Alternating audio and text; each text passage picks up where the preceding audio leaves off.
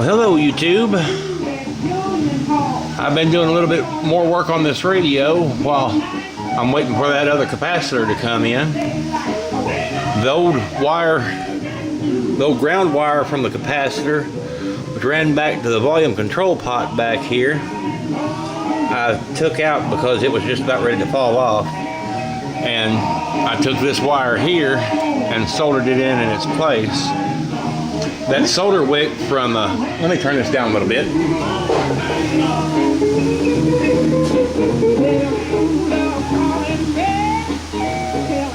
All right, that's better. That solder wick from that Michael over at That Tube Sound uses, boy, I got some of that stuff and it is wonderful. It's saved my hide on this. It just makes it so much easier. And I'll just trim off a piece and put the forceps to it, put it up there, and boy, it just sucks it right up. That old solder wick I had, you had to stretch it out and put flux on it and everything else to get it to suck up solder. Not that stuff there. That stuff there works great. I went on ahead and unsoldered. Let's see if I can get a pointer here somewhere. I'll just use this little screwdriver here. Unsoldered this lug here, because that's where the power supply goes. One wire from the power supply. The other one goes over to this tube socket here on this pin where this cut wire is. And I'm going to leave that wire there so I remember where it is when I go to put the new one on. Now all I did for wire, I went to the Dollar General store and bought just 3 6-foot long extension cords. 2 of them I'll have for other projects. Now they do have the polarized plug on it there. Now I'm sure I have seen it time and time again, but I forget which side of the polarized plug do I put on the potentiometer here, and or conversely, which one do I put on the tube pin socket over there? Because I don't know. Uh-oh, I better get off of that song there. YouTube will surely hit it. Let's see what we can find here.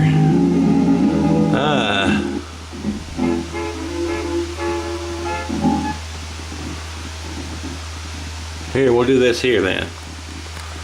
It'll be a while before it starts if I remember right.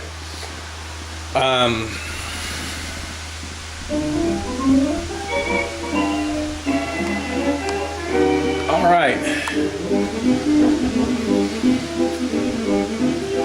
Now this thing, as it was wired up, had no fuse and had no safety caps or anything else. And that's something else I'm trying to remember. I'll have to go back and watch somebody's YouTube video to see where to put the safety caps in. I imagine they'll go over here as opposed to over at the tube socket. But again, I'm kind of unsure about that. So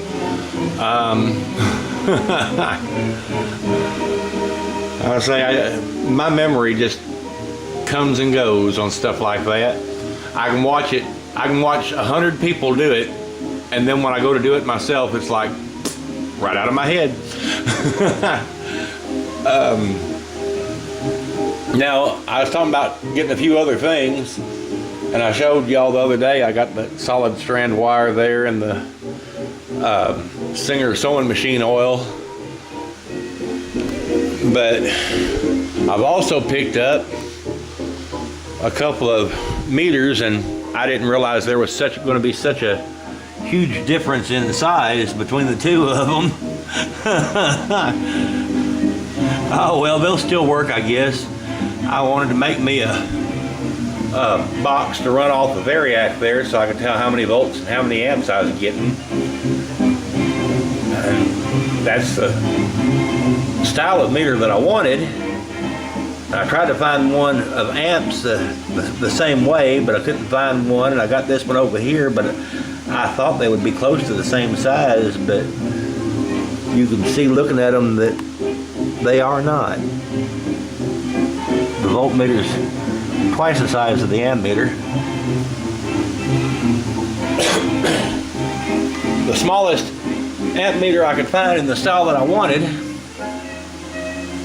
was 3 amps. But I figure I can kindly judge between that 0 and the 1 amp pretty good. I shouldn't need any more than that on there. And this here, about halfway up is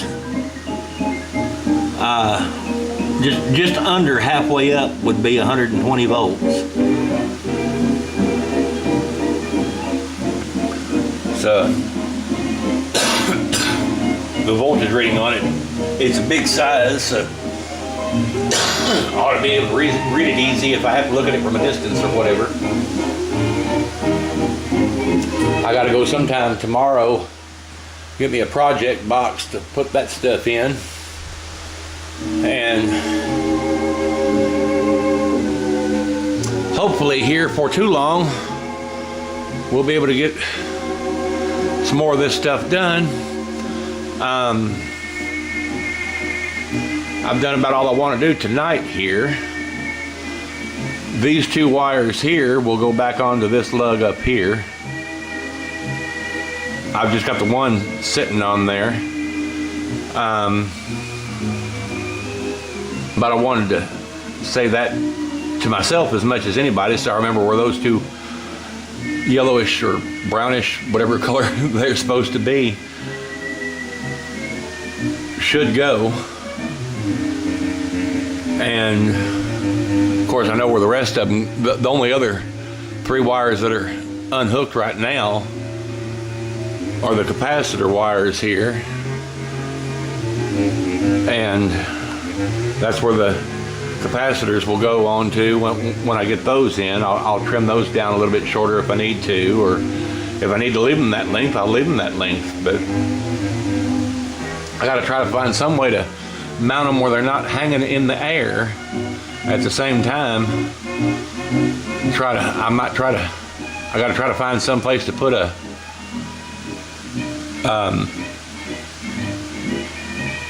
terminal strip in.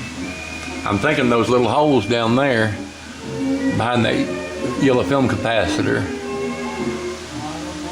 I can put a small little terminal strip on there and kind of mount them to it so they won't be flopping around in the breeze.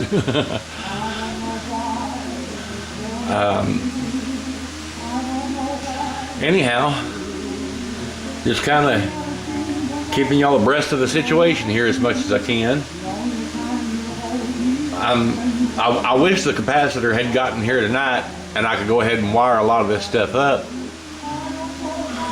but the reason I wanted it tonight was so that it would be cool, because I think tomorrow night's supposed to be a hot and miserable one. But if it gets here tomorrow, I'll go ahead and put it in tomorrow. Let's see, tomorrow, well, it may not get here till the day after tomorrow. Today's just Wednesday now, Wednesday morning. So it may not get here until tomorrow morning. So it might be Thursday night, and if it is, that's supposed to be even worse than tomorrow night. But I got the fan going down there on the floor, so we're running pretty good. And I don't know too much more to report tonight. Here's that solder I was talking about that old 64 goat would probably like. There, it's 40% tin, 50% lead activated rosin core solder.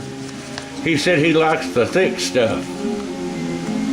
Well, This stuff is thick. If I can get it out of the box here, you can see it's pretty chunky.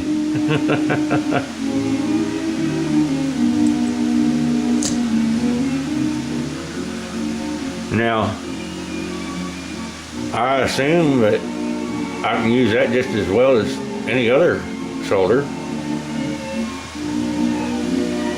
I've got smaller solder, but I'll just save that one there in case I ever do happen to run out here. Most of the solder I got is this size here, and I'm just about out of that roll, but I got another roll just like it inside the house.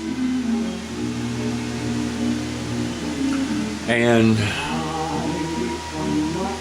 I'll go ahead and get off of here, I reckon, because there's not much more I can do tonight. I guess I could test this resistor here. I need to go ahead and at some point here before I hook up a bunch more wires, go ahead and test what few resistors there are in this set. I think there's maybe 8 of them. Between 8 or 9, I'm not sure which. But I know I need to go ahead and test them. I'll have to bring my little notebook out here so I can look up the values of these. I need to memorize those sometime like everybody seems to, but good luck with that, huh? All right, well, this is Gary signing off.